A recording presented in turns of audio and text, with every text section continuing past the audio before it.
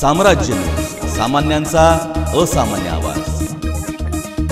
जग बदल घालूनी घाव सांगून गेले। भीमराव जगाला सांगणारे अण्णाभाऊ साठे यांच्या 99व्या जयंतीनिमित्त जगभरात अभिवादन करीत असताना अशा थोर साहित्यकाला सरकारने भारतरत्न या किताबाने सन्मानित करावे, अशी मागणी बहुजन नेता परिवाराचे संस्थापक अध्यक्ष रामजी गायकवाड यांनी पत्रकार परिषदेत केली।